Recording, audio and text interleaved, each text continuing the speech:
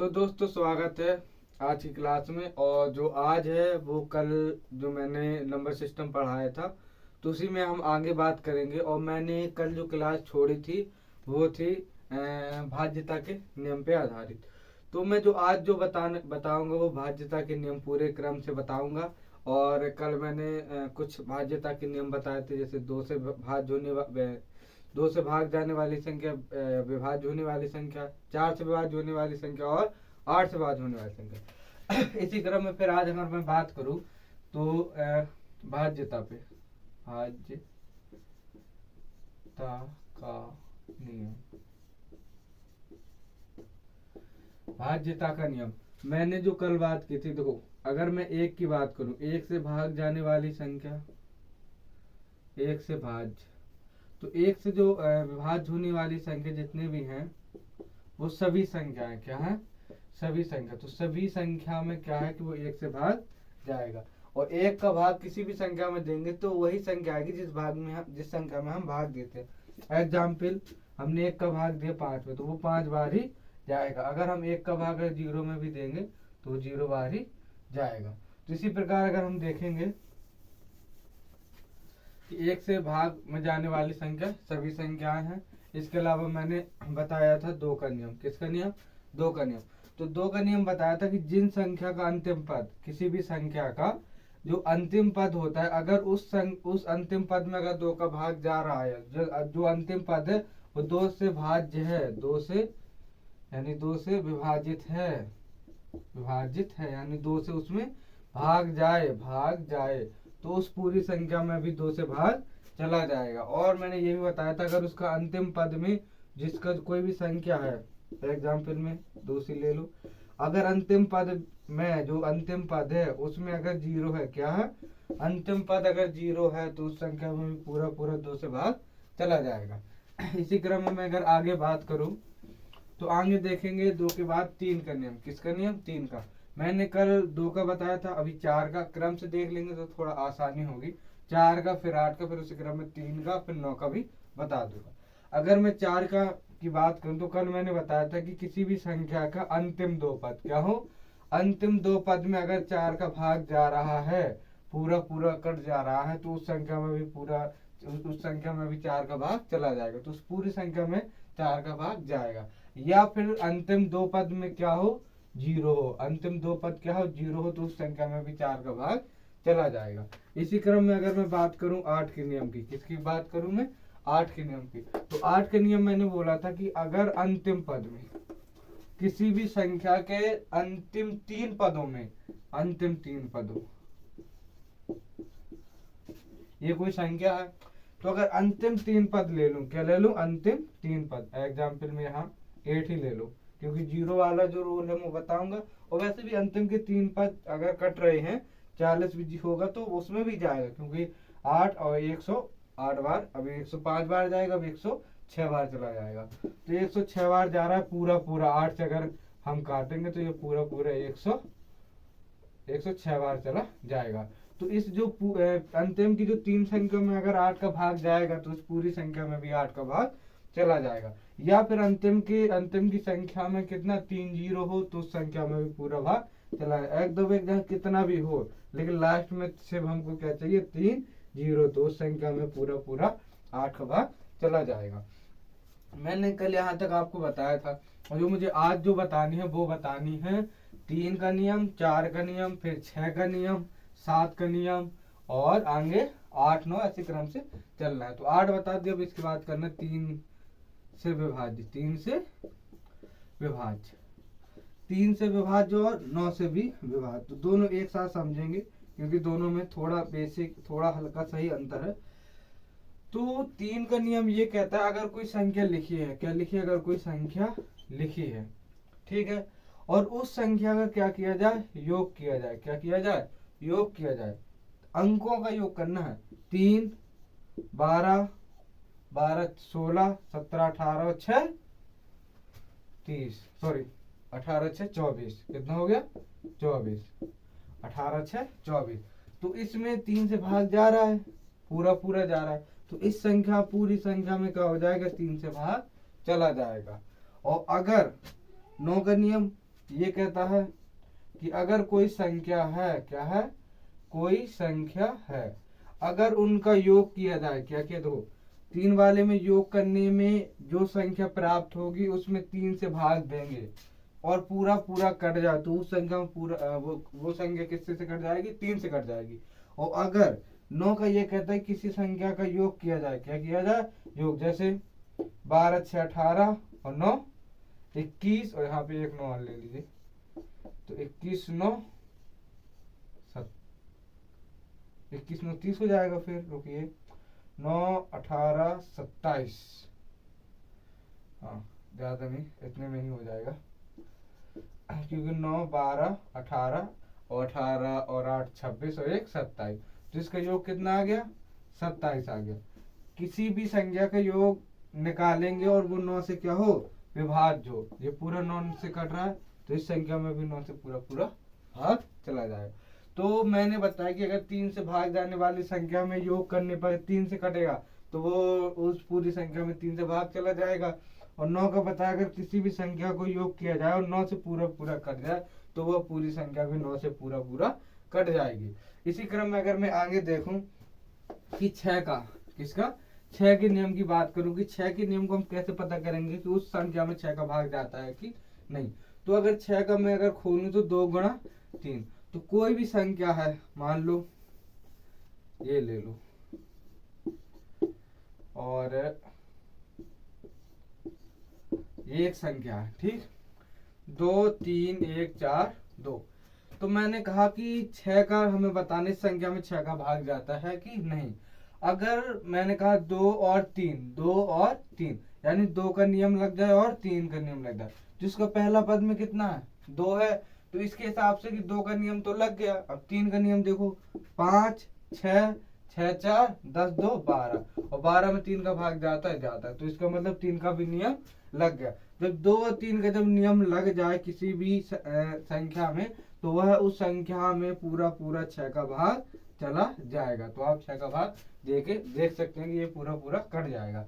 तो 6 की संख्या, 6 से भाज्य होने वाली संख्या वो होती हैं जो 2 या 3 से पूरी पूरी भाज्य हो जाए, तो उसमें भी 6 का भाग पूरा पूरा चला जाएगा। इसके बाद में बात करें तो 5 के नियम की बात करें तो 5 से विभाज्य होने वाली, किससे होने वाली, 5 से विभाजित होने वाली संख्या की अगर मैं बात करूं तो 5 से विभाज्य होने वाली संख्या का सिर्फ एक ही फंडा है, आखिरी। अगर कोई भी संख्या का अंतिम पद, क्या, हमको 5 वाले का एक ही फंडा है, बस ध्यान से देखना कि अगर अंतिम पद 0 हो या तो क्या हो, 5।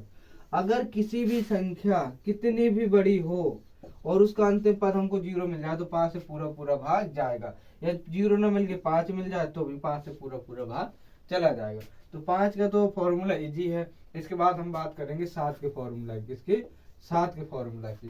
तो अगर मैं 7 के फॉर्मूला की अगर मैं बात करूं कि कोई संख्या में 7 से विभाजित है कि नहीं है, तो अगर 7 से विभाजित एक संख्या मान लो ये ले लो, ठीक है, 161, तो ये जो 392 661, तो ये जो संख्या है तो 7 के नियम में थोड़ा हमको समझना होगा सही से कि इसको करेंगे कैसे। तो 7 के नियम में हमेशा 3 3 के क्या बनाने पड़ते हैं, हमको जोड़े बनाने पड़ते हैं, किसके, इसके 3 3 के। तो यहाँ पे 3 का जोड़ा बना लिया, यहाँ पे भी क्या कर लिया, 3 का जोड़ा बना लिया। ध्यान से देखिएगा, जब 3 3 के जोड़े बन जाए तो उसमें से एक जो भी इनमें से बड़ा रहेगा जोड़ा, उसमें से एक छोटा जोड़ा रहेगा उसको घटा देंगे। तो इसमें से इस वाली संख्या को क्या कर देंगे, घटा देंगे। तो 661 में से 392 क्या कर देंगे, घटा देंगे। तो यहाँ 4 वर्ग का, और यहाँ पे 2, और यहाँ पे भी 2। तो जो हमको आंसर आया है वो आया है 2 2 4, क्या आ गया, अभी 2 2 4 आ गया है।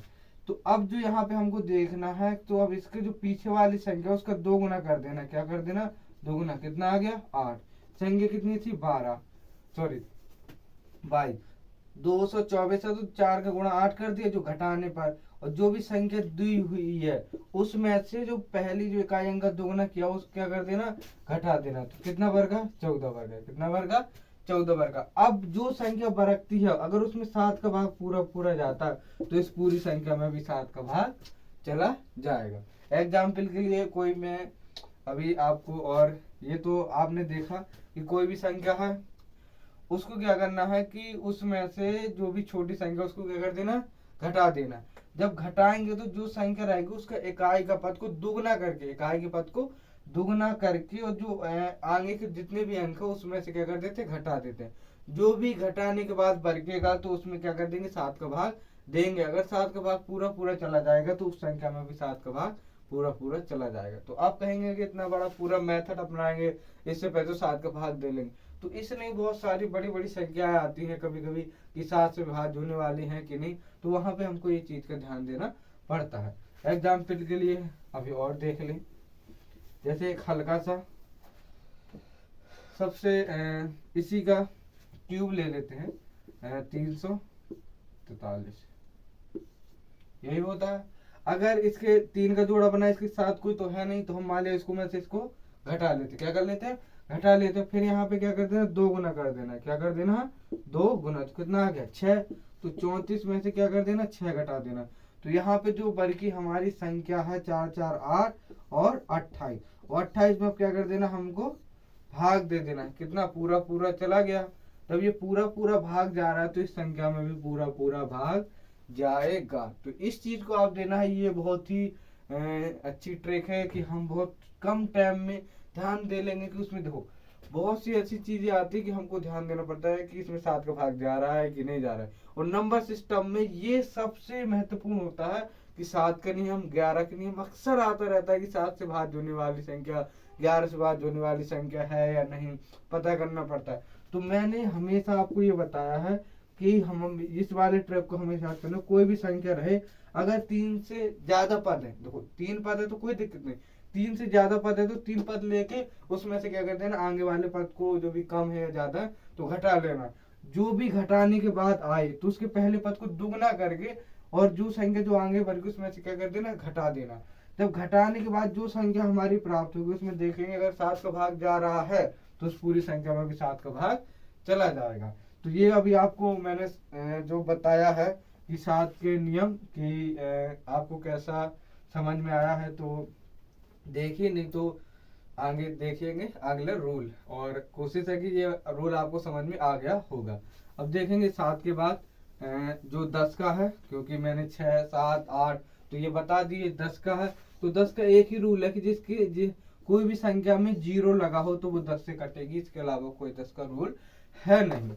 इसके बाद अगर मैं बात करूं आगे, तो आगे अगर मैं बात करूं तो 10 के बाद 11 क्या है, तो 11 का जो लॉजिक है वो इस प्रकार से है कि सबसे इजी ले लो 8 और 7, तो यहाँ कितना हो गया 9, 9 यहाँ पे 1 ले लो, ठीक है। छोटी सी संख्या लेते हैं। तो ये जो संख्या है इसमें हम देखेंगे कि इस संख्या में 11 से भाग जाएगा कि नहीं। तो जो 11 का नियम होता है कि वो नियम होता है कि हमको पहले सम सम को क्या कर लेना है, जोड़ लेना है। जितने भी सम पद पे जो जितनी भी संख्या लगी उनको क्या कर लेना, जोड़ लेना हो। विषम वालों को भी क्या कर लेना है, जोड़ लेना है। और इन दो में से, सम और विषम में से जो अधिक होगा उसमें से कम में से घटा देंगे। घटाने के बाद अगर उस संख्या में 0 बचता है या फिर 11 बचता है, या तो 0 बचता है तो 11 का गुणनफल बचता है, जैसे 11 22 33, अगर इस प्रकार से बचता है तो उस पूरी संख्या में भी 11 से भाग चला जाएगा। जैसे ऐसे समझिए, मैंने बोला हमको पहले सम सम और विषम विषम देखने हैं, तो 8 1 9, तो सम संख्याओं का योग कितना हो गया 9, और 7 2 9, ये भी कितना हो गया 9। तो एक में से इसको घटा दे तो कितना आ गया 0। तो अब आप इस संख्या में अगर 11 से भाग देंगे तो इस पूरी संख्या में 11 से भाग जाएगा, क्योंकि आंसर क्या आ गया 0, या 0 ना आके अगर 11 भी आता तो भी इस संख्या में पूरा पूरा भाग जाता। तो आपको मैंने ये बताया कि 11 का रूल क्या होता है कि किसी भी संख्या में अगर हम भाग देंगे और अगर सम और विषम में से अगर घटाएंगे, अगर 0 आएगा या फिर 11 आंसर आएगा तो उसमें 11 से भाग पूरा पूरा चला जाएगा। अगर मैं आगे देखूं 11 के बाद और आगे 12 13, तो ये उतना ज़्यादा महत्वपूर्ण नहीं है जितना यहाँ तक था। तो अगर मैं 12 की बात करूं तो आप तो ऐसे देखिए कि 4 का नियम लग जाए और 3 का नियम लग जाए, तो आप खुद ही बना लीजिएगा कि कौन कैसे। 15 का 5 के नियम लग जाए, 3 का नियम लग जाए, तो ऐसे ही क्रम से आपको बनाते जाना है कि कौन सी भाज्यता में किसका भाग जा रहा है कि नहीं। तो मैंने ये भाज्यता के नियम पूरे बताए हैं।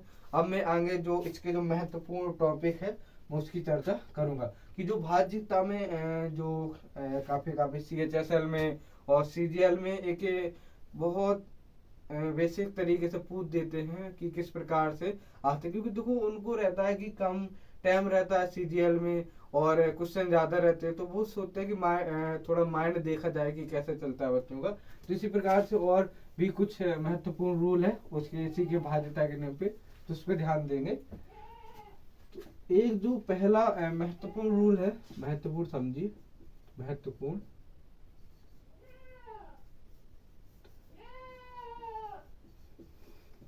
महत्वपूर्ण रूल में देखिए, तो महत्वपूर्ण रूल की अगर मैं बात करूं तो पहला रूल, अगर कोई भी संख्या, क्या है, कोई भी संख्या, कोई भी संख्या अगर,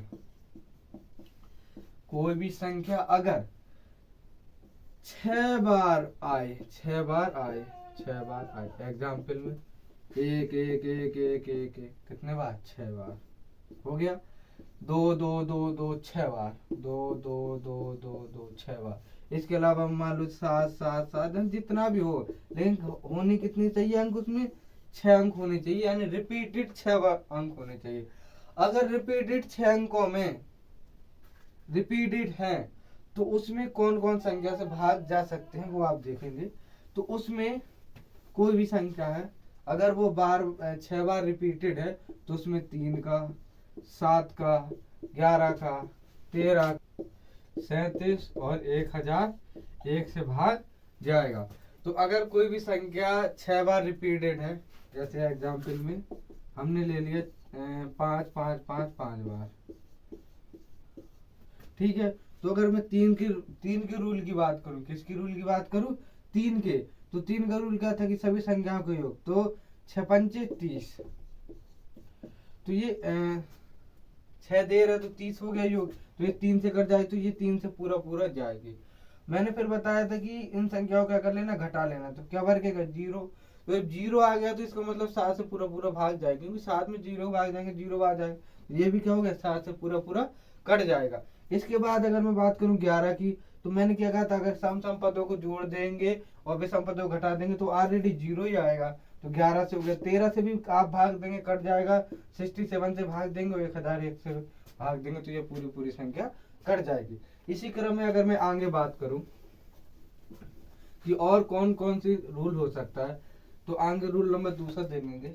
अगर कोई संख्या, अगर कोई भी संख्या 3 बार रिपीटेड हो, 3 बार रिपीट हो, यानी 3 बार रिपीटेड हो या 3 बार दोहराई जाए, दोहराई जाए, यानी तीन अंक दोहराए जाए, 3 अंक दोहराए जाए। एग्जाम्पल में मान लिया 5 2 3 कॉमा क्या है, 5 2 3 और 5 2 3, तो ये दो शब्द क्या हो गए, दोहराए गए, 2 शब्द दोहराए गए। अगर 2 शब्द बार बार अगर दोहराए जाए तो उन संख्याओं में 7 से, 11 से, 13 से और 1001 से भाग जाएगा। तो अब ये उस वाले नियम में इस वाले नियम में अंतर है। उसमें था कि 6 अंक एक ही रहेंगे तो उसमें उन संख्याओं से भाग जाएगा, और अगर कोई अंक 3 अंक 2 बार क्या हो जाएंगे, 3 अंक 2 बार रिपीट करना है, 3 अंकों को कितने बार रिपीट करना है, 2 बार। अगर 3 अंक अगर 2 बार रिपीट होंगे तो वो 7 से भी कटेंगे, 11 से भी कटेंगे, 13 से और 1001 से कट जाएंगे। इसी क्रम में अगर मैं बात करूं, अगर 2 अंक रिपीटेड हो या दोहराया जाए, 2 अंक दोहराया जाए, तो 2 अंक कौन कौन से हैं वो देख लीजिए। जैसे 2 अंक इस प्रकार 25 2525, तो ये जो संख्या है इसमें क्या किया, 2 बार 2 अंकों को क्या किया गया, दोहराया गया। तो 2 अंकों को अगर दोहराया जाएगा तो 1 से क्या हो जाएगा, पूरा पूरा भाग कट जाएगा। तो तो यहाँ पे थोड़ा मिस्टेक हो गया था। तो हमेशा याद रखना, अगर 6 अंक है और 6 अंक रिपीटेड है या एक ही जैसे 6 सब अंक हैं, तो वो है हमेशा किन किन से कटेंगे, देख लो। अगर 6 अंक रिपीटेड हैं तो वो 3 से, 7 से, 11 से, 13 से, 37 से और 1001 से कटेंगे। अगर 3 अंक रिपीटेड हैं, 3 अंक हैं, दोहराए गए हैं 3 अंक, तो 3 अंक अगर दोहराए गए हैं तो वो 7 से, 11 से, 13 से और 1001 से क्या होंगे, वो भाग जाएंगे। और अगर 2 अंक रिपीटेड है, कितने अंक रिपीटेड है, तो वो 101 से पूरा पूरा कटेंगे। तो आई होप जो ये महत्वपूर्ण कुछ भाज्यता के नियम थे तो आपको ये समझ में आ गया होगा। अब जो बात करेंगे आगे, तो आगे जो बात करेंगे योग फल पे, किस पे बात करेंगे हम, योग, संख्याओं के योग पे हम बात करेंगे। संख्याओं की अगर मैं योग की बात करूं, किसकी बात करूं, संख्याओं का योग। एग्जाम्पल, अगर मैं एग्जाम्पल की बात करूं तो एग्जाम्पल एग्जाम्पल से ही देख लेंगे। मान लिया 1 से लेके 1 + 2 + 3 + 4 + 5 + 6, 5 तक ही ले ले थोड़ा, क्योंकि यहाँ पे फॉर्मूला भी मुझे बताना पड़ेगा, कुछ ट्रिक भी होंगे वो भी बताऊंगा। तो किसी भी संख्या का हमको क्या करना, योग निकालना है, तो हमको क्या करना पड़ेगा, जोड़ना पड़ेगा। 3 3 6 4 9 15, कितना आ गया योग, 15 आ गया। किसी भी संख्याओं का योग कितना आ गया, 15 आ गया। अगर हम किसी दूसरे ट्रैक से देखें तो इसका जो होता है, ये होता है कि n+1/2, यानी संख्याओं का योग बराबर क्या होता है, n+1/2। और जो यहाँ पे जो n बराबर है वो पदों की संख्या है, यानी कितने इसमें पद है। अब ये भी याद रखना है, पद ज्यादातर 1 से स्टार्ट हो तो उसी प्रकार से पद हम गिन लेंगे। नॉर्मली आप पद अगर पता कर लें कितने पद है तो आप भी इसको फॉर्मूला में लगा के निकाल सकते हैं। तो अगर मैं गिनूं 1 2 3 4 5, तो पद कितने हैं, 5, तो यहाँ क्या आ जाएगा, n बराबर 5। तो n+1 5 और 1 6 प्लस बटे 2 से काटा 3 बार, तो 5 3 15। तो आप इस फॉर्मूला के तहत भी आप किसी भी संख्या का योग निकाल सकते हैं। इस प्रकार से अगर मैं आगे देखूं तो इसी को मैं आगे बढ़ा दूं कि 1 से लेके डॉट डॉट डॉट प्लस 50 तक की संख्याओं का क्या निकालिए, योग निकालिए संख्याओं का। तो हमको क्या करना है, तो n बराबर हमारा कितना निकल आया, 50, क्योंकि टोटल कितने पद है या संख्या कितनी है, 50 तक है। अब यहाँ हमको योग निकालना है, क्या निकालना है, योग। तो क्या हो जाएगा, n+1/2। तो n+1 = 50 गुणा 51/2। काट ले, कितनी देर गया, 25 बार, कितना हो गया, 25, 25 से कम 25 और 2, 25 5 125, 25 5 125 और 1275। 25 से कम 25 की 5 2, 25 2, 25 5 125 और हाँ ठीक है। तो ये इस प्रकार से यहाँ आ गया। अभी आपने देखा होगा कि संख्या का योग इस प्रकार के निकालेंगे। अगर इसी में थोड़ा आ जाए कि सम संख्याओं का योग निकालना है, क्या निकालना है, अभी मैंने बताया था कि सभी संख्याओं का योग निकालना है। अब इस बार हमको क्या निकालना है, सम संख्याओं का योग।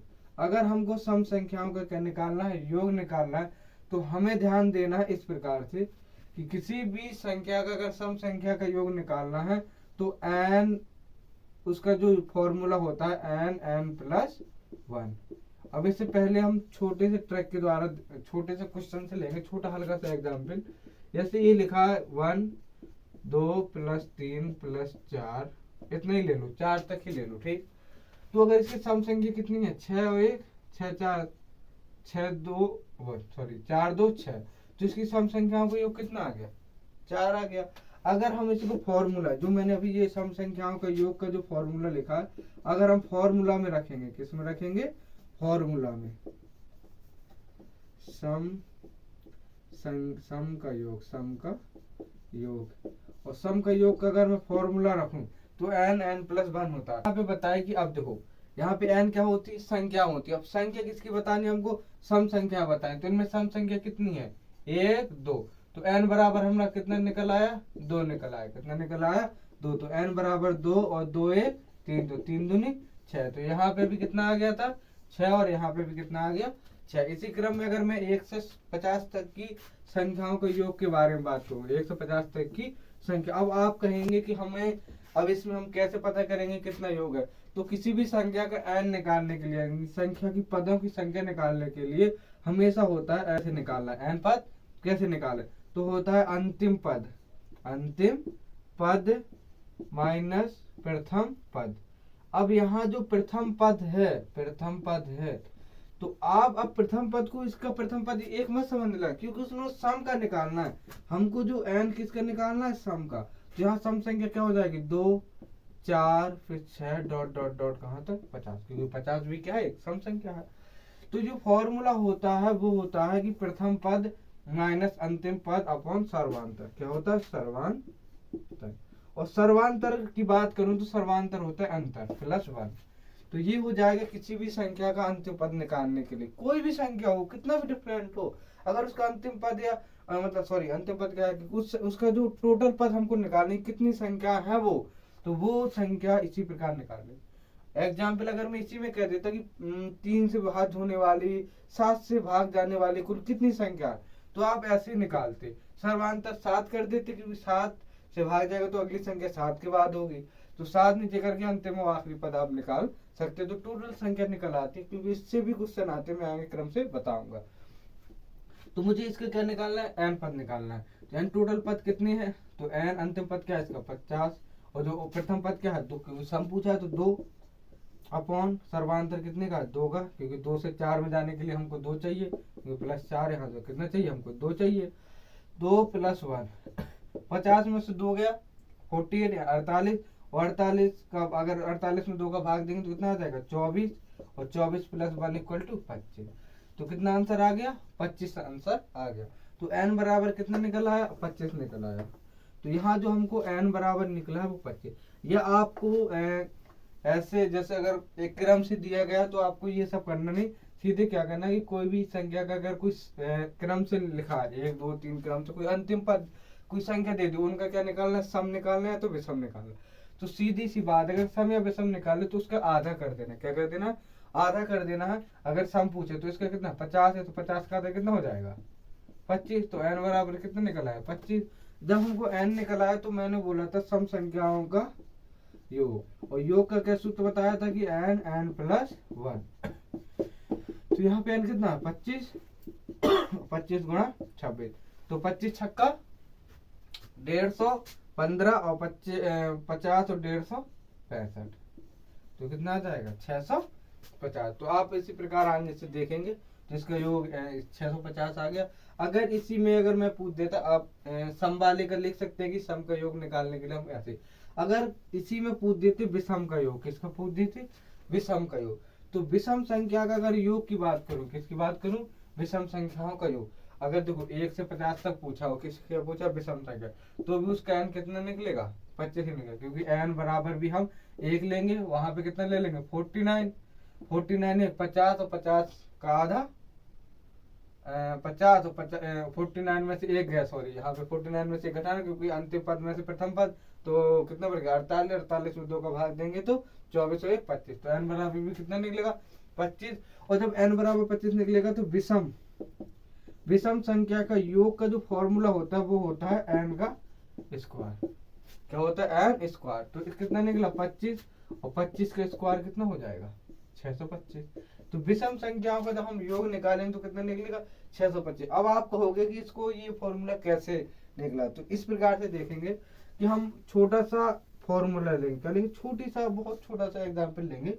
जैसे एग्जाम्पल ले लेंगे यहाँ से लेके 5 तक, क्योंकि 5 तक की 3 संख्या हमको क्या मिल जाएंगी। अगर मैं 3 संख्याओं का अगर योग करूं तो कितना आ जाएगा, ये सॉरी 3 संख्या 3, तो इनका जो योग आएगा कितना आ जाएगा 9 आ जाएगा। कितना आ जाएगा 9, क्योंकि एक विषम संख्या फिर 3 फिर 5। और इसी को अगर फॉर्मूला से लगाऊं, किससे लगाऊं, फॉर्मूला से, तो ये कितनी संख्या 1 2 3, और मैंने क्या कहा था कि n का क्यू करना है, किसी भी विषम संख्याओं का योग करना है। टोटल संख्या कितनी है 3, और 3 का स्क्वायर कितना हो जाएगा 9। तो आपने इससे भी देखा कि 9 आ गया, इससे भी देखा 9। तो इसी क्रम में अगर कोई भी कितनी भी बड़ी संख्या कितना भी दे दे तो उसका पहले आपको n निकाल लेना, और विषम संख्या भर निकालने को कह दे तो उसका क्या कर देना, स्क्वायर कर देना। तो यहाँ तक आपको समझ में आ गया होगा। इसी क्रम में अगर मैं आगे बात करूं कि किसी भी संख्या मान लिया जाए कि वो वर्ग में है, किसमें, अभी मैंने सिंपल बोला कि किसी भी संख्या का योग निकालना है, क्रम से है, 1 2 3 4 के रूप में है, और उसका क्या निकालना है, योग निकालना है। तो आपने अभी फॉर्मूला देखा n+1/2, और सम का देखा आपने n+1, और विषम का देखा n²। इसी क्रम में अगर मैं कह दूं कि कोई वर्ग है, कोई वर्गों का योग आ जाए, क्या आ जाए, वर्गों का योग, अर्थात मतलब ऐसे 1 का स्क्वायर, 2 का स्क्वायर, 3 का स्क्वायर, अगर ऐसे आ जाए तो इसका जो फॉर्मूला होता है वो होता है n+1 और 2n+1/6। आपको ये फॉर्मूला अच्छे से याद करना होगा। इस फॉर्मूला को मैं अभी सिद्ध करूंगा छोटे से क्वेश्चन से, एग्जाम्पल से। किस प्रकार से कि अगर मैं 1 का स्क्वायर देखूं तो 1 ही होगा, 2 का कितना हो जाएगा, 4 हो जाएगा, 3 का 9, तो ये टोटल कितना हो गया, 14 हो गया। अब इसी को जो 14 आया है मैं इस फॉर्मूला में रख के आपको सिद्ध करूंगा कि ये फॉर्मूला कैसे काम करेगा। तो यहाँ पे जो संख्या है 1 2 3, n बराबर कितना निकला है हमारा 3, तो यहाँ जो n आ गया 3, 3 और 1 4, 4 3 3 दूनी 6 और 1 7, तो यहाँ संख्या कितनी आ गई 7, नीचे कितना 6 है, तो 6 3 से काटा, 2 बार 2 से काटा इसको, और 7 दूनी 14, तो यहाँ पे भी 14 आ गया, और यहाँ पे भी कितना आ गया 14। तो आप इस प्रकार से देख सकते हैं फॉर्मूला के द्वारा भी मैंने बताया वर्गों का योग, और नॉर्मल विधि से भी क्या बताया मैंने, वर्गों का वो वर्गों का योग। अगर इसी सवाल में अभी तो मैंने नॉर्मल वर्गों का योग कहा कि जो क्रम से कोई बड़ा आ जाए, जैसे 1 का स्क्वायर, 2 का स्क्वायर, 3 का स्क्वायर, डॉट डॉट डॉट 10 का स्क्वायर, स्क्वायर क्यूब ने स्क्वायर, अगर ऐसे क्रम में आ जाए तो आपको इसी फॉर्मूला से लगाना है। और एग्जाम में आते हैं, बहुत सारे एग्जामों में ये आते हैं, जीडी में भी आते हैं, सीजीएल में आते हैं, सीएचएसएल में ज्यादातर देखा गया है, एमटीएस में अक्सर ऐसे क्वेश्चन आते हैं क्योंकि इसमें थोड़ा कैलकुलेशन करना पड़ जाता है, तो ऐसे एग्जाम फिर आते हैं। ये वाला जो सवाल है, सवाल को क्या करूंगा इस वाले एग्जाम्पल में रखूंगा। इसमें एग्जाम्पल में अगर मैं बात करूँ, मैं सीधा यहाँ पे 6 था तो मैं सीधा रख दूंगा, तो 10 = 11, और 10 दूनी 20 21/6, क्या आ गया 6 आ गया। अगर मैं काटू, इसको काट दूंगा तो यहाँ 7 बार, और यहाँ ये 2 बार, 2 से काटा ये 5 बार, 55 मल्टीप्लाई 7, देखो 7 पन्ना 35 की 3, 35 और 38, कितना आंसर आ गया। और आप अगर इसका भी योग करेंगे स्क्वायर करके तो कितना आ जाएगा 385। तो आप इस प्रकार से आप देख सकते हैं, थोड़ा सही है ना, कोई दिक्कत तो है नहीं, ठीक है। तो आप इस प्रकार आप देख सकते हैं कि वर्गों का योग इस प्रकार से हम निकालेंगे। अगर मैं वर्गों के योग में सम की बात कर दूं, क्या कर दूं, सम संख्या, ओनली सम संख्याओं को योग निकाल दो।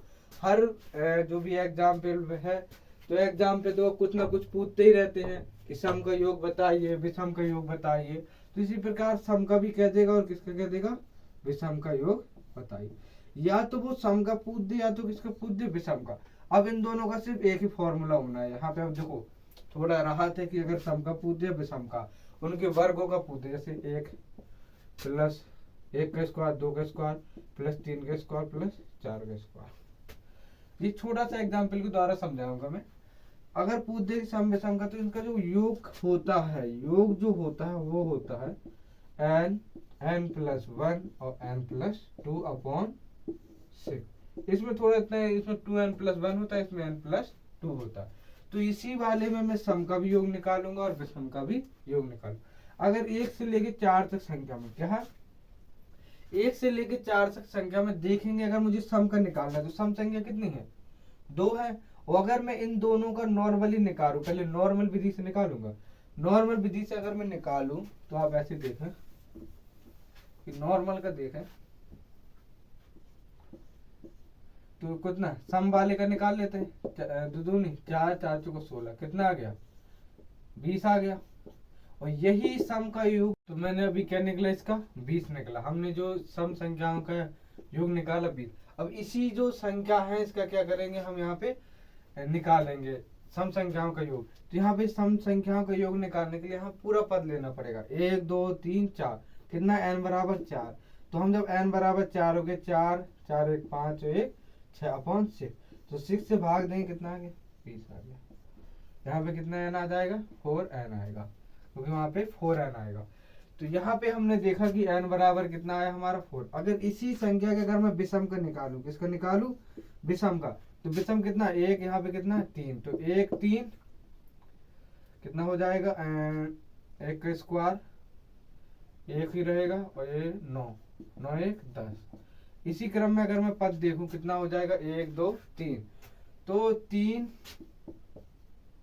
गुणा 4 गुणे 5/6, ठीक है। अगर 6 है तो यहाँ काटेंगे हम लोग, कितना हो जाएगा, क्योंकि यहाँ पे हमको जहां तक जो भी विषम संख्या योग निकाल उसके अंतिम पद, देखो 4 तो विषम है नहीं, इसको तो काटना ही पड़ेगा। तो ये कितना 1 2 3 पद तक ही लेंगे, तो 3 4 5 काटा हमने, क्योंकि ये थोड़ी ये दूसरे का है, तो इसको देखेंगे 3 से काटा इतने 2 बार, 2 से काटा इसको, तो 5 दूनी 10। तो विषम वाले का भी मैंने बताया कि विषम का भी जो आया था हमारा 10 आया था, सम का 20 आया, तो मैंने अभी जस्ट यहाँ 20 निकाल के दिखाया था, और विषम वाले का भी क्या कर दिया मैंने 20 निकाल दिया। अगर इसी क्रम में मैं आगे बात करूं कि हमने वर्गों के तो देख लिए कि वर्ग में हमको योग किसी भी संख्या का निकालना है तो हम कैसे निकालेंगे। तो वर्ग का अगर हमको घन निकालना है, क्या निकालना है, घनों का योग क्या है करो, इस प्रकार के आ जाएगा 1 की पावर 3, 2 की पावर 3, 3 की पावर 3, ऐसे डॉट डॉट डॉट 10 की पावर 3, या ऐसे डॉट डॉट आगे भी चला जाएगा 20 की पावर 3, कुछ भी कह सकता है, कोई भी कह सकता है। तो जो घनों का योग होता है, क्या होता है, घनों का योग होता है वो होता है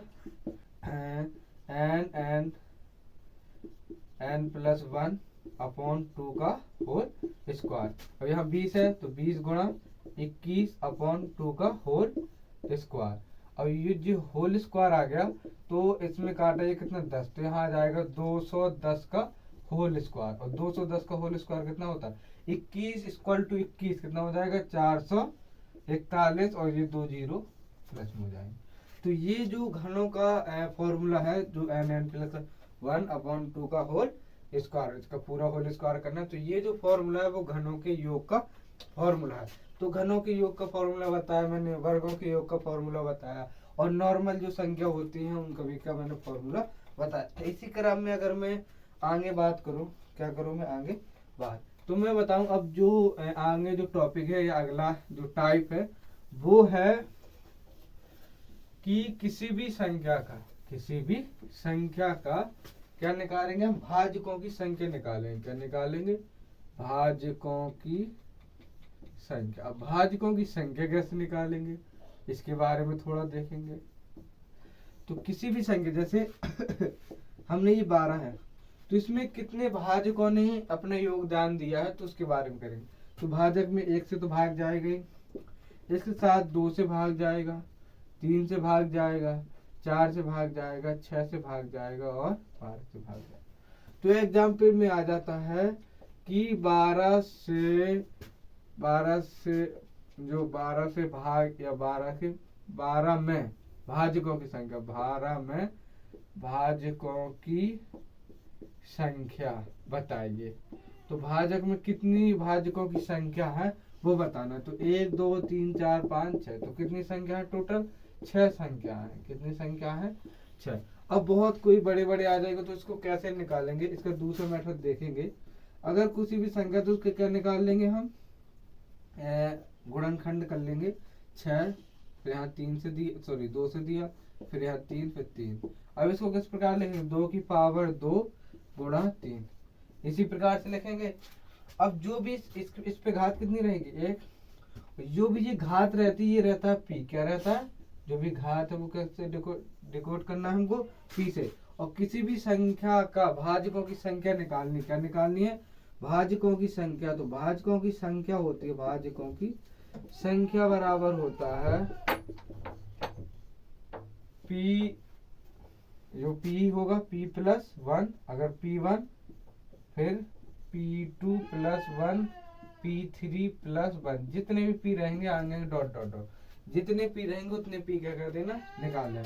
यहाँ पे कितना 2 P है तो एक P का कितना है, P कितना हो जाएगा, इसी को अगर मैं ऊपर करूँ तो P प्लस 1, 2 1 3, और यहाँ कितना हो जाएगा, एक P है तो एक और एक एक 2, तो गुणा 2, 3 दूनी 6।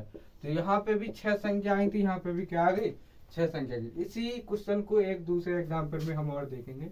जैसे मैंने यहाँ लिख दिया, आपको थोड़ा कम समझ में आएगा, दोबारा से देखेंगे। मैंने कह दिया कि 48 को भाजकों की संख्या बतानी, तो 48 में अगर भाजकों की हमको संख्या बतानी है तो पहले 2 से देंगे 24, इसका गुणनखंड कर लेंगे। इस प्रकार मैंने गुणनखंड कर लिया, तो 2 की पावर कितना हो गया 4 और 3 की पावर 1, कितना P बराबर यहाँ कितना निकला 1, तो P प्लस 1 गुणा P2 प्लस 1, क्या निकाला भाजकों की संख्या। तो P1 कितना है 4 4 और 1 5 गुणा, इसमें एक है एक एक 2, तो कितना हो जाएगा 5 10। और वैसे भी अगर इसका अगर हम निकालेंगे तो वो टोटल संख्या 10 ही होंगी जो 48 से भाग जाएंगी। तो इस प्रकार किसी भी संख्या का हमको क्या निकालना है, भाजकों की संख्या निकालनी। अगर मैं बात करूं कि किसी भी संख्या का क्या निकालना है, सम संख्या होगी। देखो अभी जो मैंने निकाला वो सभी संख्या कितनी कौन कौन सी संख्या उससे भाग दे। अगर मैं इसी जो अभी एग्जाम्पल में दे उसमें कह दूं कि किसी भी संख्या की सम संख्या अपन निकालें, कितनी सम संख्या तो भाग जाते। जैसे अभी मैंने 12 का एग्जाम्पल दिया था, क्या दिया था 1 गुणा 2 गुणा 3 गुणा 4 गुणा 5 नहीं 6 और 12। तो इसमें देखेंगे तो कौन कौन सी संख्या है जो सम है, 1 2 3 4, कितनी संख्या मिली हमको 4। तो अगर इसका M2 की बात करें, दूसरा मेथड से हम कैसे पता करेंगे, तो कुछ ऐसे इस प्रकार करना है। पहले तो हम 12 को क्या कर लेंगे, खोल लेंगे, खोल लिया तो ये कितना निकला 2 की पावर 2 गुणा 3। तो सम संख्याओं का समभाजकों की संख्या निकालने का फॉर्मूला होता है संख्या की संख्या। यहाँ जो हमको बात करनी है वो क्या करनी है कि सम संख्याओं की, सम संख्या भाजकों की बात करनी है। तो यहाँ पे अगर सम संख्या कौन सी है ये, तो जो सम संख्याओं का रूल होता है, जितनी भी हमको सम संख्या मिलेंगी, जैसे यहाँ पे कितना 2 होगा, कोई अगली संख्या 2 ही, एकलौती 2 ही है, एक जो अभाज्य संख्या में एकलौती ही सम संख्या कितनी है 2। तो जितनी भी सम संख्या है उनका जो भी P होगा उसमें कुछ भी नहीं जोड़ेंगे। तो यहाँ P कितना है 2, और जितनी भी अभाज्य संख्या होंगी उनका में 1 जोड़ देंगे, तो 2 और 1, इसका P प्लस 1 हो जाएगा, तो P प्लस 1 तो कितना होगा 2 गुणा 2 इक्वल टू 4। बात को आप समझ में नहीं आएगी इस प्रकार से कि जो इसका जो फॉर्मूला था, जो सम संख्या है तो यहाँ पे P1 लिखना है सम वाला, फिर यहाँ गुणा, और जिसमें विषम उसमें क्या करना 1 जोड़ देना। तो सम वाले का 2 लिख दिया, विषम में 1 था तो 1 जोड़ा, और तो कितना हो गया 2 2 दूनी 4, तो ये 4। और यहाँ पे भी 12 कितना निकला था 1 2 3 4। तो इस प्रकार से हमने सम विषम देखा। इसी प्रकार अगर मैं विषम की भी बात कर लूँ इसी में, कि हमको कितनी संख्या है जो क्या है विषम है, कितनी संख्या विषम है। मैंने सम का बताया, सम वाले को छोड़ना, लेकिन अगर इसी में विषम का पूछ दे कि हमको विषम का निकालना है, तो विषम का संख्या, विषम भाजकों की संख्या निकालने के लिए सिर्फ हमको विषम संख्या ध्यान देनी है। जिसमें विषम संख्या कितनी है 3 है, और 3 में घात कितनी है 1, तो 1 में 1 जोड़ दिया यानी P प्लस 1। यानी विषम वालों में से विषम को ध्यान देना P प्लस 1, और P 1 है 1 1 2, तो कितना हो गया 2। यहाँ पे विषम संख्या कितनी है 2 है। तो विषम वाली संख्याओं में से विषम संख्या पे ध्यान देना, और उसमें P में 1 जोड़ देना है, P प्लस 1 कर देना। और सम संख्याओं में ध्यान देना सम संख्याओं को, और जो भी सम संख्या होगी उसमें कुछ भी जोड़ना नहीं है, और विषम संख्याओं में हमको 1 जोड़ के मल्टीप्लाई कर देना है। तो इस प्रकार मैंने आपको ये सम संख्या विषम संख्या का फॉर्मूला बताया। इसी क्रम में अगर मैं आगे बात करूं कि जो भाजकों की संख्या थी मैंने सम विषम, इसी में आगे अगर मैं बात करूं अभाज्य संख्या, क्या बात करूं मैं अभाज्य संख्या की, कि 1 से लेके 12 तक, 1 से लेके 12 तक। अभी मैंने यहाँ पे सम संख्या बताई थी, विषम बताई, अब यहाँ पे आ जाएगा अभाज्य भाजक। कौन अभाज्य भाजकों की संख्या। तो अभाज्य संख्याओं की बात करेगा कि यहाँ पे कौन कौन सी अभाज्य संख्या है। तो यहाँ पे जो अभाज्य संख्याओं की अगर मैं बात करूँ, जैसे 12 हो गया, तो सीधे से जोन जितनी भी संख्या, जैसे यहाँ 6 फिर 2 फिर 3 फिर 3। तो यहाँ कितनी अभाज्य संख्या है? यहाँ में कितनी अभाज्य संख्या है? एक है यहाँ पे 2 और एक क्या है यहाँ पे 3। एक यहाँ पे क्या है 2 है और एक क्या है यहाँ पे 3। तो हमको यहाँ पे क्या अभाज्य संख्या प्राप्त हुई? 2 अभाज्य संख्या प्राप्त हुई। तो अभी मैंने यहाँ आपको बताया कि अभाज्य संख्या, देखो यहाँ पे भले ही दो बार रिपीट हुआ, लेकिन हमको सिर्फ बताना कि अभाज्य संख्या है कौन कौन, ये कितनी है। तो एक 2 अभाज्य संख्या यहाँ पे मिलेगी और हमको एक क्या मिलेगी 3। कैसे समझेंगे? इस प्रकार से समझे, सिर्फ 12 है, कितना है? तो यहाँ पे 1 2 3 4 6 12 यही है। तो अभाज्य संख्या जिसमें भाग किसी अन्य संख्या का ना जाए, देखो एक तो अभाज्य संख्या होती नहीं है, ये 2 है और एक 3, इसके अलावा सभी संख्या में क्या जा रहा है? भाग जा रहा है। तो ये 2 और 3 संख्या क्या हो जाएगी? अभाज्य संख्या हो जाएगी। इस प्रकार से आगे देखो यहाँ पे वो होता 48, इसका क्या ले ले 48 का। तो जो 48 में भी 48 की जगह कोई हार्ड सा ले ले, मान लो हम 105 ले ले रहे, 105 ले ले रहे, 100 ले रहे, 105 या 3 का 105 100 ही रहने दीजिए। हमने यहाँ पे 2 से भाग दिया 50, फिर 2 से भाग दिया 25, फिर 5 से भाग दिया 5 से भाग दिया। तो यहाँ 2 की पावर 2 गुणा 5 की पावर 2।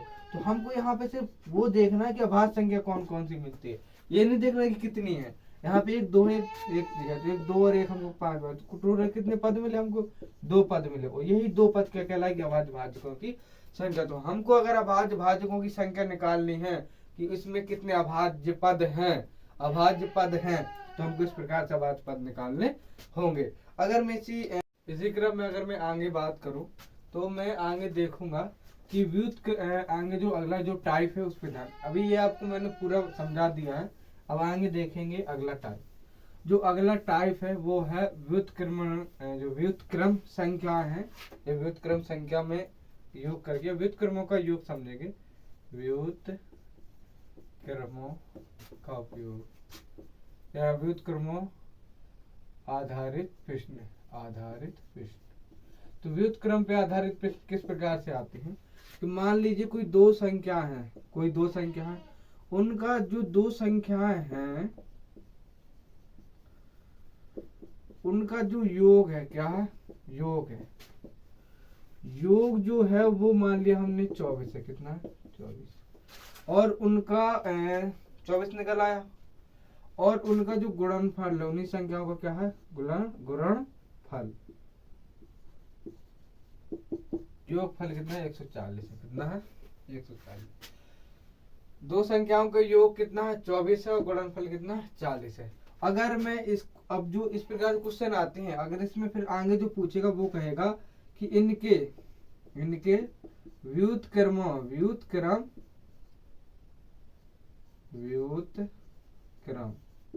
व्युत्क्रमों का योग बताइए। अब यहाँ किसी भी संख्या मान लिया कोई x एक क्या है y, और इनका व्युत्क्रम करना है, तो क्या हो जाएगा? 1/। व्युत्क्रम का मतलब संख्या पलटना, हर अंश को हर करना है, हर को अंश करना है। और y का व्युत्क्रम क्या हो जाएगा? y। और इनका क्या बताना है? योग। तो इनका क्या ले लेंगे? लासा xy हो जाएगा, इनका लासा क्या आ जाएगा? xy, और यहाँ क्या आ जाएगा? y plus x। यही को क्या लिख सकते हैं? x plus y। और यहाँ 2 संख्याओं का योग कितना दिया था? ये एक संख्या 2 संख्याओं का योग कितना दिया था? 24, और 2 संख्याओं का योग कितना दिया था? 140। ये क्या हो जाएगा? हमारा आंसर। काट पीट लेंगे, आंसर आ जाएगा आपका। तो इस प्रकार से व्युत्क्रम आधारित प्रश्न आते हैं, और बहुत छोटे लेवल पे आते हैं, बहुत इजी क्वेश्चन रहते हैं। तो आपको इस प्रकार से आगे करना है, और जो भी इसमें जो भी डाउट रहेगा तो आप बताएंगे। ये जो टॉपिक है वो खत्म हो गया है, और आगे भी जो भी टॉपिक रहेगा मैं आपके सामने लाऊंगा, और मेरी ये क्लास रेगुलर चलती रहेगी। और आप इस चैनल में अगर नए हैं तो आप सब्सक्राइब कर लीजिए। क्लास अच्छी लगी है तो लाइक कर दीजिएगा, शेयर कीजिएगा, सब्सक्राइब कीजिएगा, और हम मिलेंगे अगले वीडियो में। तब तक के लिए जय हिंद।